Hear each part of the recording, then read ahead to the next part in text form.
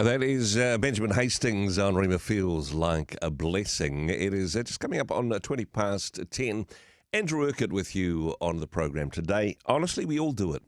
We all tend to categorize people into stereotypes.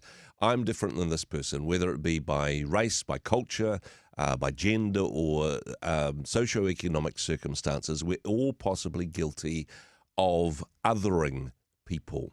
I'm different from them. It's us and it's them. Is this just part of the human condition? And is it a problem that can be solved? Joining me on the program now from Vision West, Brook Turner. Brook, kia ora. Thank you for joining me today. Kia ora, Andrew. Great to be here. It is a difficult problem, and I think all of us are guilty of it. And I think I'll go further to say that we're even guilty of othering people's otherings. Do you know what I'm saying? Oh, gosh, I'm not a racist. I'm not like that person over there.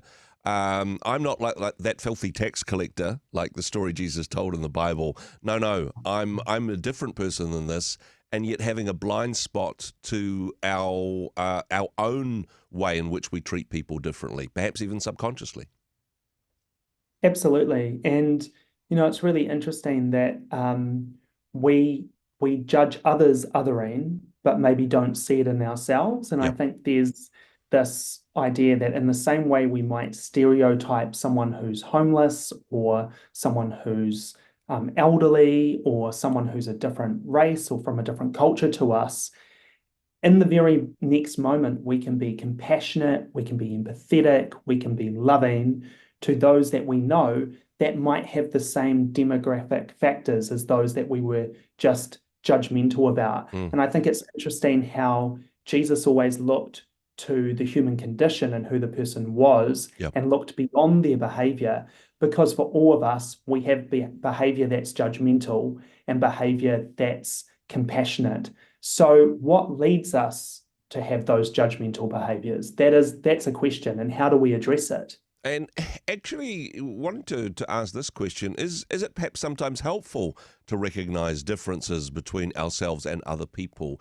Can that lead us to charity when we recognize I have more than this person? I can help, or I should help this person in some way. Is there a positive side of things, or is it a bit of a broken mirror? I think there is a positive side of things. Like, difference is an invitation, right? And that's an invitation two ways. It's an invitation for you to go, oh my goodness, that person's next to me. Different to me. Yep. I am afraid. Mm-hmm. I'm threatened by that person. There is a person sitting on the pavement by that shop I always like to go into. Can someone please remove them? Yep. Right? That's what's going through their head. On the other side, there's an invitation to go, there's a person sitting on the pavement next to the shop I go into. I wonder what their name is. Wow. I wonder why they're sitting there. Now, I wonder what their name is. I wonder why they're sitting there is curiosity. Mm-hmm.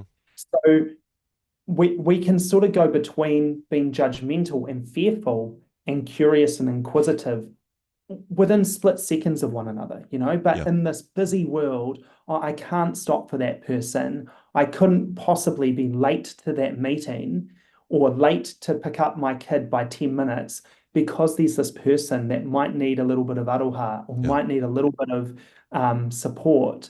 And I think the other thing is, we assume, when we see someone in need, we assume that we can often assume, oh, they just want to get $1 from me, or they just want to rip me off, or that sort of thing, where maybe it's like a hot cup of coffee on a cold winter's morning when you're walking into a cafe and across the street there's someone on the street and you just hand them one.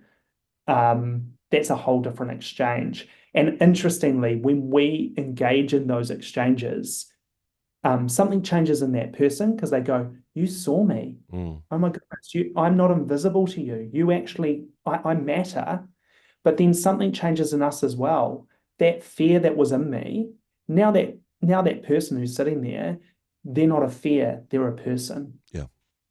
There is something, and hey, maybe it's just me, but there's a bit of guilt that kicks in of going, oh gosh, I'm in a hurry. Hey, here's that person. And the guilt at not being able to help, or the guilt at being in too much of a hurry, sometimes flicks into anger, and that's when the stereotypes kick in, and you go, oh, and I suppose I know I'm guilty of sometimes giving somebody a backstory that they don't have because I don't have the time to actually sit down with them and listen to their story, to find out their name, to find out why they're there. Yeah, that's right. And it's showing up in all parts of our society. And I think that speed and that rush that we feel, like, are we in that much of a rush? Yeah.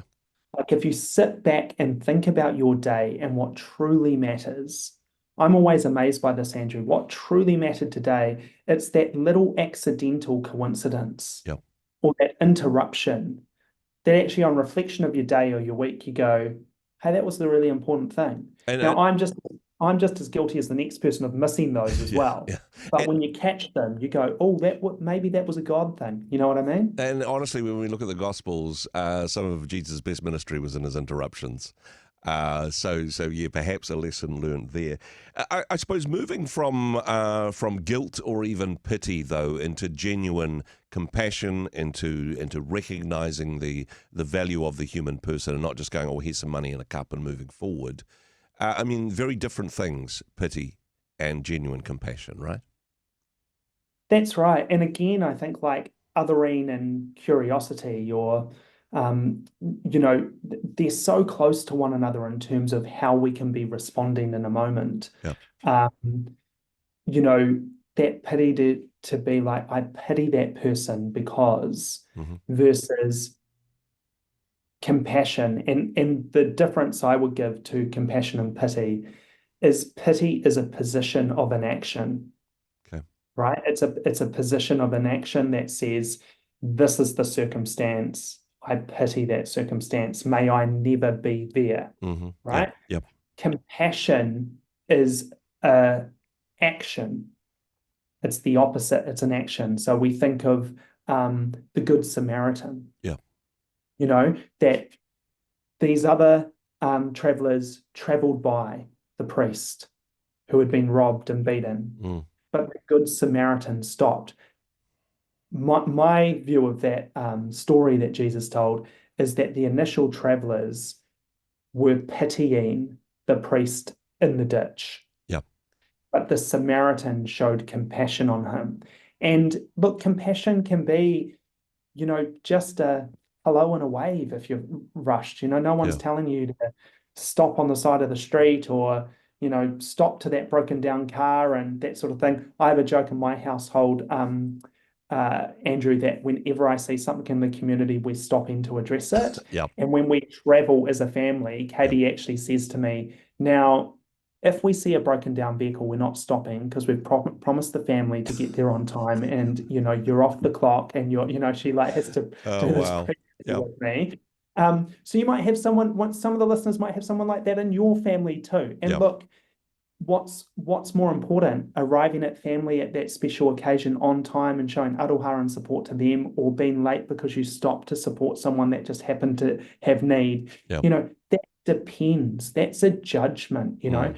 But compassion is action and pity is inaction. So in our actions, are we acting compassionately wherever we are, or from a place of pity? I think the big difference with othering is othering leads to stereotypes, whereas relationship leads to genuine compassion, right? Absolutely. And one that I'm really concerned at the moment, Andrew, about is um, ageism. Hmm. This idea that in the AI revolution, and as we're all more technologically advanced, Hmm. that, you're sort of 55 plus, there's judgments about them in terms of how they come into the workforce. I mean, people would have heard about, the AI bots that are now, analyzing CVs based on keywords and Yeah. these sorts of things, so you can't even get to the interview of a job if you don't know how the AI algorithm works. Hmm. And there's consultancy now to get your CV geared up for that. Mm. But equally, what are we losing if we lose older people in that wisdom in our workplaces and in our places of vocation that have got all that knowledge and understanding of the bumps and the blows of what the last 30 years has been like in this country Yeah. and can help whole workplaces really well. So I think, who are we? Like if you're a Christian running a business out there, if you're a Christian leadership in a business, if you're in a organization that you're leading or supporting, be mindful of those trends that actually other, and then go, how might we just do little steps that don't let that have a place in our workplace? And equally in our church, in our community, in our neighborhood. I think you've touched on something significant here, because really othering is a form of algorithm, isn't it? It's taking a generalization about a group of people and it's applying some things to it which may or may not be true at an individual level. Othering looks at the stereotype, whereas relationship looks at people that we know, people that we've stopped to ask their name and their circumstances. The importance of getting beyond the stereotype, pushing beyond the algorithm, as it were, and saying, hey, let's get to know and value the worth of people as individuals, not as stereotypes that we've clustered our society with. Yeah, absolutely. And look, I am just as guilty as the next person in being caught out, sort of othering, I mean, as a parent of teenagers, sometimes I raise my eyebrows at the youth of today. And everything that's going on. So it takes a tremendous amount of energy to go, I don't want to do that. I actually want to sit back from that. I want to seek to understand what a teenager's world is today. It's very different from when I was a teenager. But it's just interesting to your initial point, we other the others in the area that we go, oh, that's judgmental over there. And then, it's the whole speck in someone else's eye and plank in your own, It's like, oh, but actually I'm judgmental towards my kids' friends as teenagers, So that's where the I always think like the doctrine of conscience is really important. Like God has given us a conscience. And just be aware of that. Like there's so much being bombarding us in terms of what we ought to believe or think about things. But we do have this conscience that after that moment goes, oh, Brook, you really were a bit off ball there, mate. Like that wasn't right. Okay, make the adjustment. Don't judge yourself. Make the adjustment and move forward. And if we all do that, society will be a much more loving and inclusive place. And hey, all a work in progress, but let's extend the same grace to others, to people that might be in an others category for us, as we hope will be extended to us. Brook, thank you for the wisdom you share. Thank you for the brilliant work that you do in communities. Unfortunately, that's all we've got time for today, but thanks for being on the program. Thanks so much, Andrew. Hey, thanks very much for joining us in the Rhema studio. Thanks very much for watching the interview. It's kind of nice to have an audience, actually. And if you did like what you watched, then do give us a like, do give us the thumbs up. And if you'd like to see more interviews like that one, or perhaps even better, subscribe and those interviews will come straight to you. Don't forget to turn on your notifications, and we'll see you in the next one. Cheers.